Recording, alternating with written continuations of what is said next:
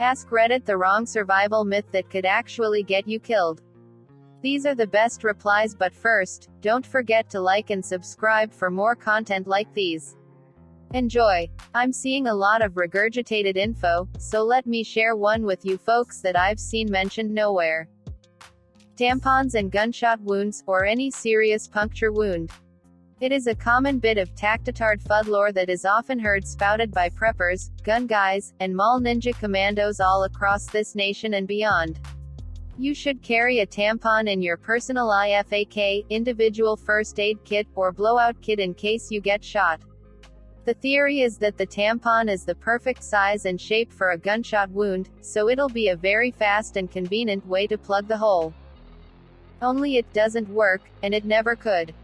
When simple pressure isn't working, and a tourniquet isn't able to be applied groin, neck, armpit, etc.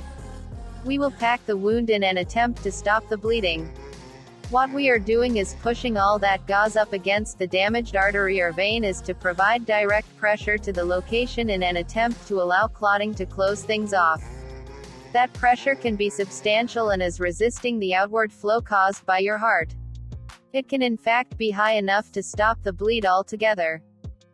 Gauze is made to promote the clotting of blood. It doesn't exist to absorb blood, it does absorb it, but it gives it something to build on. Well, that's the exact opposite of a tampon. A tampon is meant to absorb blood and remove it from the vagina in a sanitary manner. We want the opposite of that. The average gauze roll is 4 yards long by 3 to 4 inches wide or better. The average tampon is something like 4 inches square of material. A tampon is made to absorb something like 15 milliliters of blood. A major artery vein that is perforated will leak several hundred ml a minute. Ask yourself if that tampon sounds adequate in light of that. The ducks at the park are not for free, you will go to jail. Will confirm. In high school, 1998, with the emphasis on the high part, me and some friends went to the park to practice our herbal origami and try and find out how many gold caps it takes to make dumb shit funny. Answer. Me and one friend ate almost 14 grams, but everyone else had about eighths. At some point I had a duck start that I was giving popcorn to start to let me pet it, and then it started to follow me, and every time I sat it would come up and I'd pet it. We were all tripping balls on it, but it followed me for like 4 hours. It became our mascot and we called it Jack Quackers because, well, we decided it was coming with us. Why, I thought that getting this duck into a friend's CRV with 6 people already was a brilliant idea. I blame the mushies. As soon as I picked it up and got into the car, this thing went apeshit. Someone called the cops and we left. I put it in the bathroom with some water in the tub and at some point got sidetracked and passed out. Well, next morning I went back home to find Pops sitting there pissed over his coffee. I was like, "What's up?" All he said was, "You better get that fucking thing before your mom wakes up." I went in the bathroom and this thing had shit everywhere. I mean everywhere. The floors, the walls, on top of the counter, the ceiling. Every fucking where. Everywhere. So I am like, what the fuck, when there's a knock at the door and I hear Pops talking to someone saying, "What is this about?" So I grabbed a towel and covered Jack, and dipped. I made it as far as exiting the alley when a cop saw me and stopped me. Lucky for me the damned duck flew off when he unrolled the towel, but yeah. All that. Drinking water from a cactus. If absolutely needed for survival, you could get some water out of a fishhook barrel cactus, but only in limited amounts. Most cactuses have various acids and other fun things in the water that will make you shit yourself to death. Dehydration in the desert isn't a laughing matter, and you don't want to lose the precious bit of water left in your body to the desert ground. Euphorbia cacti are some of the most toxic and will kill you if you drink its milky sap.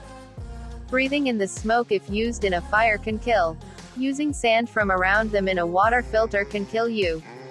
By the way, there's a good chance you have seen many of these cacti family in homes. The desert is hot and little clothing is best. Cover up during both the day and the night.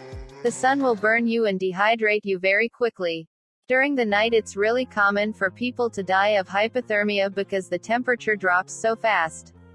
And honestly, living here, during the winter it gets to the low 20s F pretty often. And the wind is awful. Edit to add. It's dry heat here. There's no moisture in the air majority of the year. You can drop dead from heat stroke, barely, sweating. Running in a zigzag to outrun an alligator. Alligators don't run for long distances, so this will probably just waste your energy. They can also climb some fences and trees as well. Just run straight. No question, just book it. The alligator will eventually decide it's had enough. Edit. Okay, I'm getting too many people pointing out that gators are faster. It doesn't matter if they can catch you. Believe me, I checked, wild alligators rarely chase humans on dry land. In some situations they might, but usually they don't bother. Who cares how fast they can run if they aren't even going to run you? So stop. If a shark is coming after you, swim away. If a shark is coming towards you in the first place, it's most likely just curious and wants to check you out. Swimming away and thrashing about will further intrigue it to keep following you. Instead, redirect it by running your hand along its side and carefully positioning it to swim away from you. Side note, if one happens to bite you, stab it in the eyes or pull on its gills instead of bopping it in the nose. Gills and eyes are far more sensitive than a shark's nose. Follow flying birds to find water. They can simply be flying to spend a night anywhere, so we can't rely on them. You can follow flying birds to land if you're lost on open water, though, according to my Pacific Ocean elders. Edit. Specifically in evening. Doesn't work for owls. If you're in a hot area, don't ration your water, drink when you feel thirsty and search for more water. Edit. The myth to be avoided is rationing your water. Don't ration. Ration sweat, not water. Thank you USAF Survival School. Edit. Wow, this blew up lol. At Sarah's school they teach you to find shade and try to do as little as possible during the hotter times of the day. If you have to move, you do so when it cools off. Rationing your water doesn't help you, it will only dehydrate you and impair your judgment. Your brain needs water. Depriving yourself of proper hydration is the best way to unintentionally kill yourself. Drinking alcohol when you are freezing will keep you warm, it will bring on hypothermia much sooner. Agreed, but you will feel warmer, so if you're going to die anyway, it may be a better way to go out. If you are gonna die anyway, don't ration the alcohol. Now that is survival advice I can get behind. That you can give somebody CPR and they'll be fine moments later like nothing happened. I was 38 years old when I discovered that CPR is to manually pump blood around the body so the patient doesn't end up with brain damage. I always figured it was to try and restart the heart, but no, you're manually compressing it so it pumps blood until it either restarts itself or someone arrives with a defib. That's what CPR did for me. Volunteer firefighters did CPR for about 7 minutes before the paramedics got there. I had memory loss, and I had problems writing and typing for about a week after, but fully recovered. Drinking your own piss. People who survive do so despite drinking the wee-wee. But it sure is fun, though. It's sterile and I like the taste. Punching the biggest guy in prison.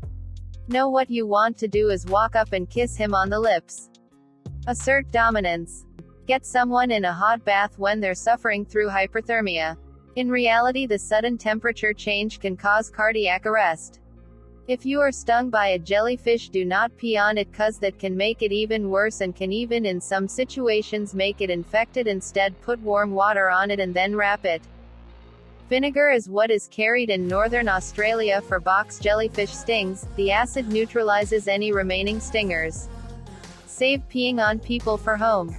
If you crash your car into water, do not wait for it to fill up, as some people say. It can take a few minutes for the pressure to equalize even after the cabin has filled with water. That's a long time to hold your breath if you're panicking. Instead, open the window or door as soon as you hit the water. You will have a window of time where they can still be opened before the water pressure locks them. Waiting for the car to fill up and equalize is a last resort, i.e. if you were incapacitated and missed that window of opportunity. Also, don't forget to take your seatbelt off. Also, you can use your headrest to break your window. Wedge a prong from the headrest into the corner of the slot where the window meets the door and pull lever down the headrest till the glass shatters.